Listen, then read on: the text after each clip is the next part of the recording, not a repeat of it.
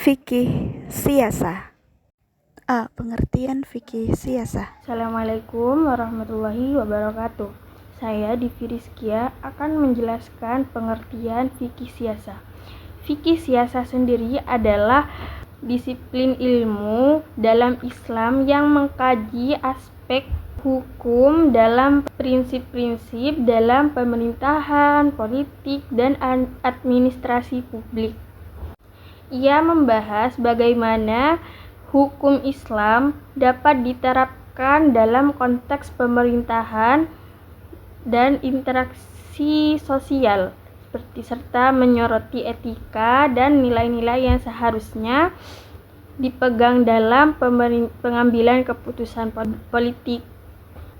Fikih secara harfiah itu adalah ilmu atau pemahaman. Secara siasa itu adalah politik atau pemerintahan. Fikih siasa adalah suatu konsep yang berguna untuk mengatur hukum ketatanegaraan dalam bangsa dan negara yang bertujuan untuk mencapai kemaslahatan dan mencegah kemudorotan. Kesimpulan fikih siasa adalah ilmu yang mempelajari hal-hal urusan umat dan negara dengan segala bentuk hukum, pengaturan, dan kebijaksanaan yang dibuat oleh pemegang kekuasaan tersebut yang sejalan dengan dasar-dasar ajaran syariat untuk mewujudkan kemaslahatan umat.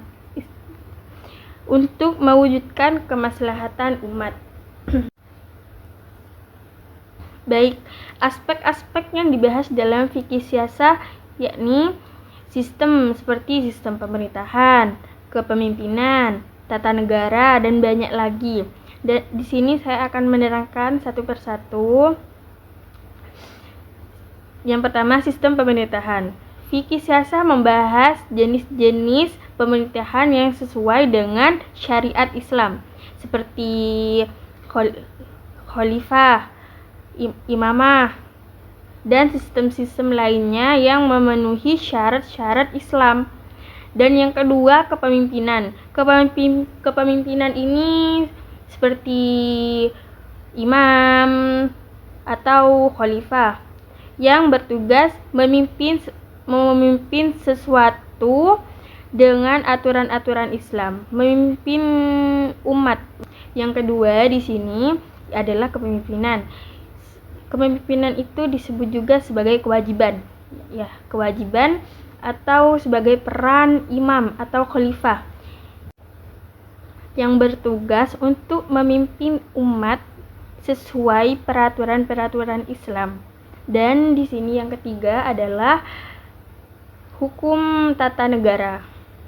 Tata negara ini sebagai hubungan antara lembaga negara serta struktur administrasi negara menurut ajaran Islam. Dan yang keempat, hubungan internasional, yaitu bagian di sini adalah bagian yang meliputi hubungan antara negara Islam dengan negara-negara lain, baik dalam konteks damai ataupun dalam peperangan. Seperti itu. Yang kelima adalah hak asasi manusia. Fikih siasa juga mencangkup pandangan Islam terhadap hak-hak dasar manusia.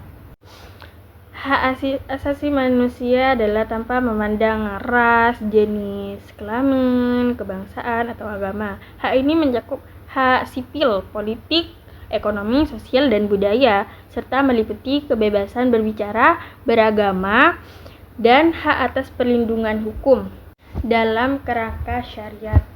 Dan yang keenam adalah kebijakan publik.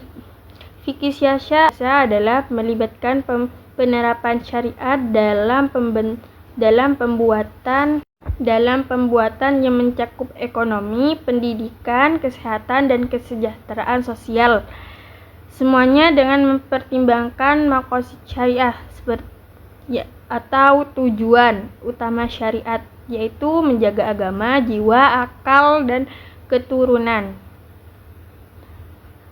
Dan yang kedua adalah prinsip dasar dalam fikih siasah, yaitu keadilan, kemaslahatan umum, syura, ta'awun, yaitu keadilan dalam fikih siasah adalah pemerintah wajib menegakkan keadilan, harus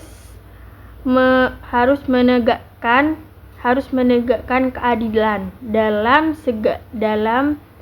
segala aspek kehidupan masyarakat, baik dalam hukum ataupun dalam kebijakan publik.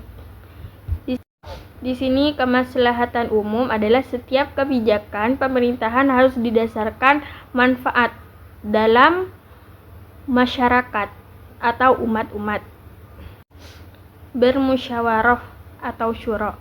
Dalam ajaran Islam, melakukan keputusan itu harus bermusyawarah terlebih dahulu. Dan yang terakhir adalah ta'awun atau kerjasama.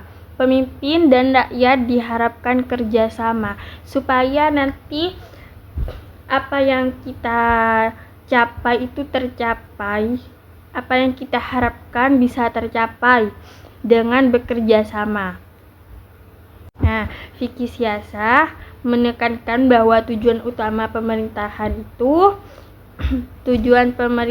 Islam itu adalah mencapai kesejahteraan dan keadilan bagi semua warga, serta menegak hukum-hukum Allah, hukum-hukum syariat dalam semua aspek kehidupan masyarakat sekitar kita. Terima kasih. Objek fikih siasah. Oke, next. Objek kajian fikih siasah. Sebagai sebuah ilmu pastinya memiliki sebuah objek kajian. Nah, objek kajian di sini berarti sesuatu yang menjadi pokok pembahasan dalam pengkajian ilmu tersebut. Nah, di dalam fikih siasah ini secara garis besar objek kajiannya terbagi menjadi 3, yaitu yang pertama peraturan dan perundang-undangan negara. Ini diperuntukkan untuk menjadi pedoman dan landasan dalam mewujudkan kemaslahatan umat agar semua berjalan beraturan dan tidak berantakan. Yang kedua adalah pengorganisasian dan pengaturan untuk mewujudkan kemaslahatan. Dan yang ketiga adalah hubungan antar penguasa dan rakyat, serta hak kewajiban masing-masing dalam mencapai tujuan negara. Dari ketiga garis besar objek kajian fikih siasah tersebut, ada juga pendapat-pendapat ulama lain, seperti Al-Mawardi, Ibnu Taimiyah, Hasbi Asy-Syidiki, dan Abdul Wahab Khalaf.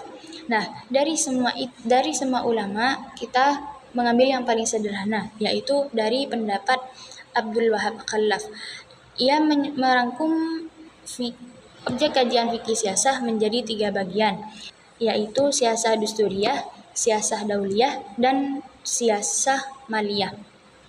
Yang pertama adalah siasah dusturiyah atau politik perundang-undangan. Di dalamnya ini mengkaji tentang seperti penetapan hukum, peradilan, dan pemerintahan oleh biro aksi atau badan eksekutif. Yang kedua adalah siasah dauliyah atau biasa kita sebut politik luar negeri, yang meliputi hubungan keterpadatan antar warga negara muslim dan non-muslim yang berbeda kebangsaan. Yang ketiga adalah siasah maliyah atau biasa kita sebut dengan politik keuangan dan moneter. Nah, kajian ini meliputi tentang keuangan negara, yakni pengeluaran negara, belanja negara, atau pemasukan negara, pajak, dan perbankan, serta lainnya. Urgensi mempelajari fikih siasah. Nah, sekarang kita akan menjelaskan tentang urgensi mempelajari fikih siasah. Nah, mempelajari fikih siasah atau biasa disebut dengan fikih politik dalam konteks kehidupan umat Islam itu sangat penting. Mengapa? Karena fikih siasah menyangkut pengelolaan urusan publik dan juga pemerintahan yang sejalan dengan prinsip-prinsip syariat. Ada 5 alasan mengapa mempelajari fikih siasah itu menjadi sangat urgent atau mendesak. Yang pertama yakni panduan dalam menghadapi tantangan global. Yang kedua yakni pencegahan penyimpangan dalam pemerintahan. Yang ketiga yakni menjaga stabilitas sosial dan juga keadilan. Yang keempat yakni panduan dalam menghadapi tantangan global. Dan yang terakhir yakni menyikapi modern dalam berpolitik. Oke, selanjutnya kita akan membahas tentang D. Macam-macam fikih siasah. D. Macam-macam fikih siasah. Para ulama mengkategorikan beberapa macam-macam fikih siasah terdiri dari 8 bagian. Yang pertama yakni siasah dusturiyah, yang mana siasah dusturiyah di sini mencangkup perundang-undangan dasar suatu negara, termasuk bentuk pemerintahan, lembaga negara, dan juga hak serta kewajiban warga negara. Yang mana siasah dusturiyah di sini berfokus kepada pengaturan tentang cara pemilihan pemimpin dan juga batasan kekuasaan. Yang kedua yakni siasah tasri'iyah, yang mana siasah tasri'iyah di sini mendefinisikan berhubungan dengan proses penyusunan hukum dan juga perundang-undangan yang sesuai dengan syariah, yang mana berfokus kepada penetapan hukum yang sejalan dengan nilai-nilai Islam. Yang ketiga yakni siasah qadoiyah. Siasah qadoiyah berarti mengatur aspek peradilan dalam konteks hukum Islam, yang mana berfokus kepada proses dan juga sistem peradilan yang adil dan sesuai dengan syariah. Yang keempat yakni siasah maliyah, yang menunjukkan tentang mengatur masalah-masalah ekonomi dan juga keuangan negara, yang mana siasah maliyah di sini berfokus terhadap hak-hak masyarakat terkait sumber daya ekonomi, pajak, dan juga pengelolaan harta negara.